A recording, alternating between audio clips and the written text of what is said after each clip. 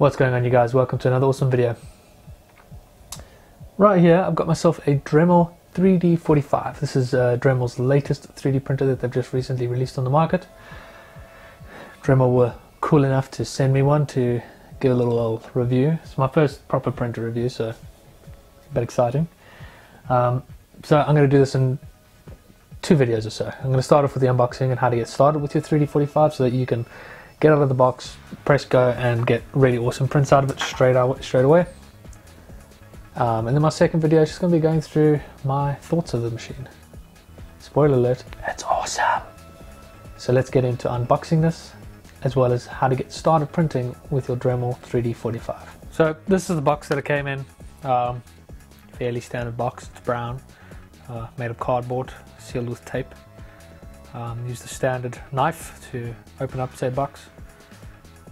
Used a slicing action to get in there.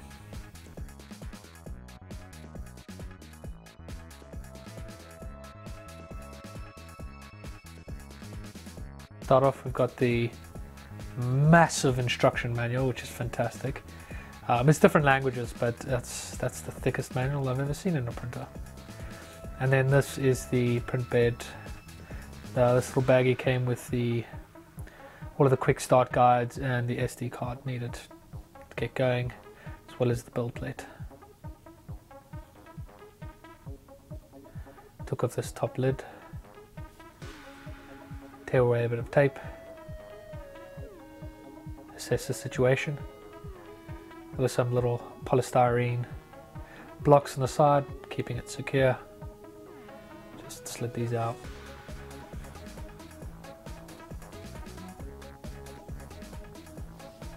Asked my wife to help me out here, and I've had to censor this and that. Should have worn a belt doing this, knowing it was on camera.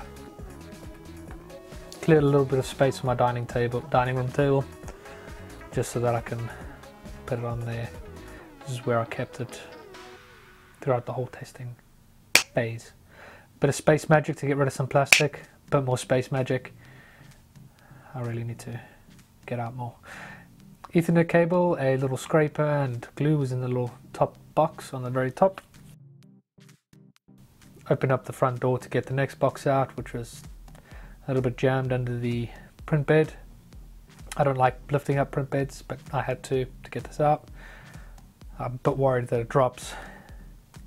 In here was two spools of filament, which is cool. Luckily it didn't drop.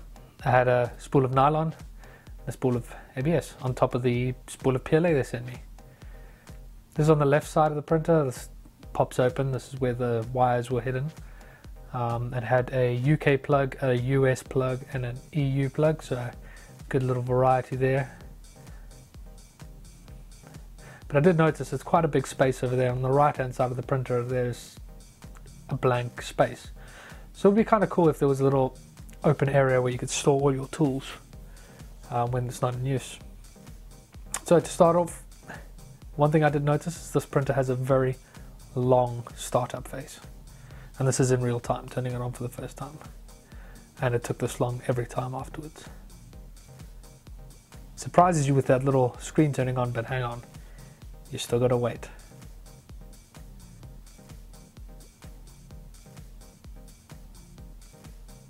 Some good music.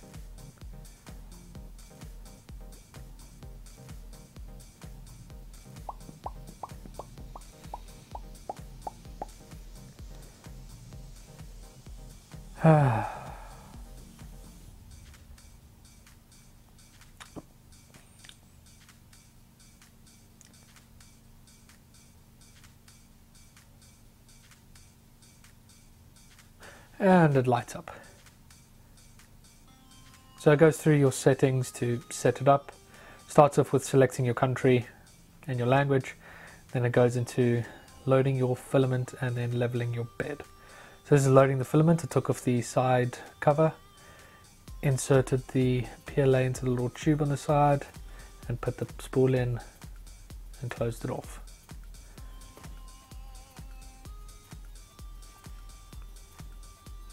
Just follow the steps on screen. They're perfectly illustrated on what you need to do, where you need to put what.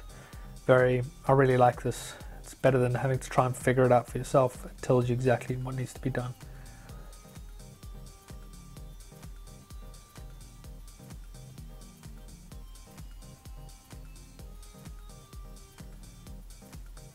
So I fed the filament through. A bit of black came out, so it's clear they tested this beforehand. I just waited until the blue came out of the nozzle, and I was ready to print, sort of.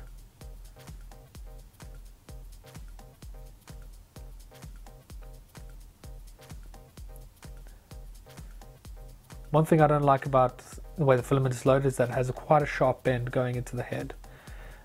Leaving filament in there to get brittle will eventually snap.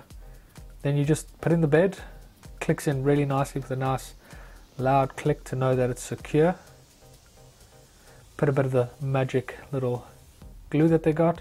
It's really cool because it comes out purple, but as it dries it goes like a clear white. So that's quite cool to know where you've applied glue, as well as where you should apply glue if your print is much bigger. So we go into the bed leveling phase and click, pop down, down pops the little auto leveler.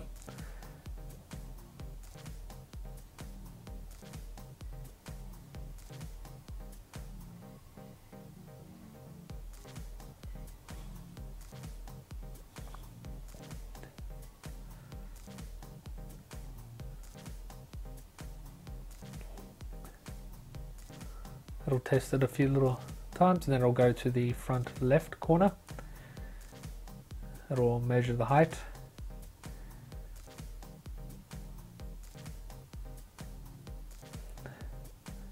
And then on the screen a little graphic will appear to tell you which way to turn the dials, and once it's the correct height it will make a beep with a little tick saying that it's correct. This one didn't get exactly right straight away, so I did it a couple of times just to make sure it was correct.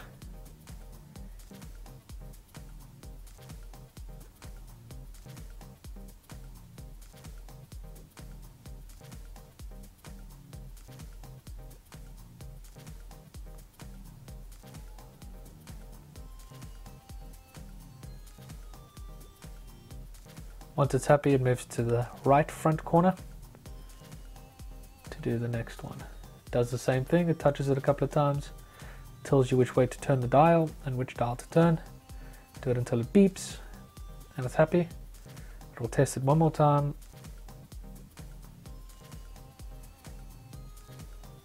And the bed is level. Super simple. One of the best bed leveling experiences I've ever had, if you want to call it that. I don't know.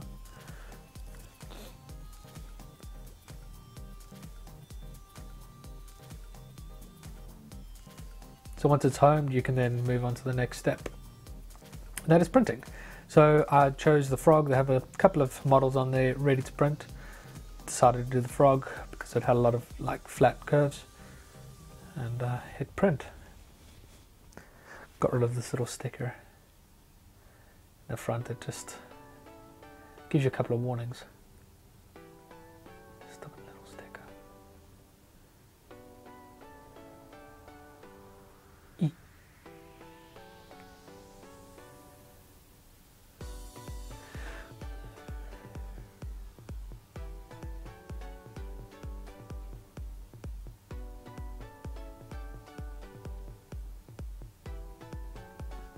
Printer starts to heat up, and we're A for away printing.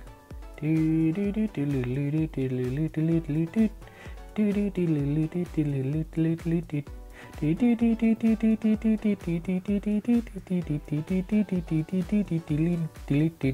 that's the final frog. Had no dripping, it looks really good.